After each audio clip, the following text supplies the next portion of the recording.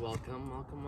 This is my introduction episode to my podcast series, What a Catch. It is a nice 29 degrees, I believe. I checked that like 30 minutes ago, something like that. But hands pretty cold, especially because I'm holding a metal stick, basically. But this is what I'm going to be doing for my podcast series, which is Drill and Expo, which is throwing the rifle around and doing all these little tricks, all these things. Just something I know how to do, something I'm good at. Just this stuff. I thought it was interesting, and I decided to do it. But it does hurt my hands a little bit, especially when it's cold outside, like today. But I thought it was interesting, so I decided to do it. But I won't just be doing this for my podcast series, a 8-episode long thing. I'll probably be doing some ruck marches, just going around, walking around town, just with way too much weight on my back. And probably some PT regiments, stuff like that. If I find something else interesting to do, I'll probably do that as well. I don't know, something to do while I'm doing these. Something interesting. Most likely be doing stuff that I need to do for preparing for the Marines anyways. So, kill two birds with one stone. But my podcast series will be on Catch-22, Joseph Heller's debut novel, and probably his best one at that. Joseph Heller was not originally someone I was actually very interested in reading his books, but after I saw what Catch-22 was about John Yosarin, a captain who flies a B-25 bomber, and I realized, hey, this is actually very interesting in what I actually want to do later on in my life, which is become a pilot. And I don't know, the book actually seems very interesting to me. I wish I forgot to eat those. But the book seems very interesting to me personally because of that, because it's something about aviation, my actual interest. It's what I want to do. But the book itself has been overall pretty interesting. I mean, the book starts out with John Yosarin trying to constantly get out of not the military itself, but trying to get out of the missions he's flying. He's been flying dangerous missions for the Army Air Corps for, I believe, 44 other missions so far, and he's tired of it. He wants to get out of these dangerous missions, stuff like that. But can't, because bureaucracy in the military is a fickle thing. It is terrible.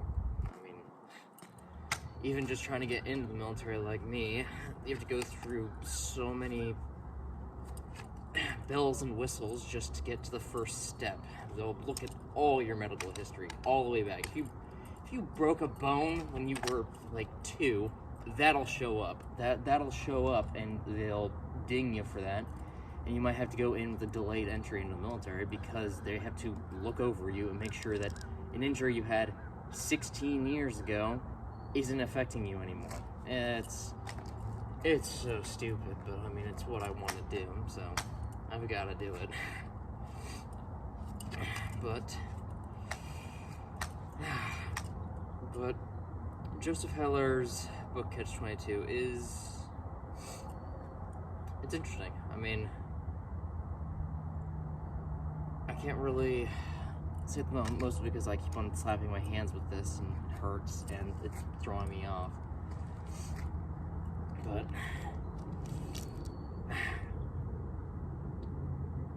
I guess I'll say for the first thing of John Yosarin in this, might as well just go over that, is he is heavily against the war. There's some religious beliefs and why we shouldn't be doing it. Hold up, my phone's at like 20%. Let me just, there we go. He's very against the war, and he doesn't want to be in it anymore. He wants to not be in constant fear of getting shot down. Actually, one of the really funny things I read was he was complaining that everyone in the war is trying to kill him, and he's talking to this other dude, Clevenger, and Clevenger's saying that everyone's trying to kill everyone, and Yosarin just says, yeah, but why are they always shooting at me? And it's just this back and forth. It seems really petty, and it just made me start laughing. I thought it was funny. But, ooh, actually, let's try that. This is, it hurts, and they're a little difficult, but these are what are called flares, where you just throw it all the way up. Like that, see? These ones are probably one of the most difficult parts of me actually doing Expo.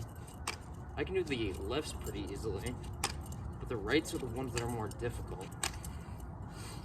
But I can somewhat do them. I have to practice and do stuff like that. And, I mean, it hurts. All of this hurts. I'm slapping my hands with very fast metal. If it's cold, it makes it even worse. But, I mean, this is what I'll be doing. Probably, next podcast will probably be a ruck march, just going around, probably down the Greenway.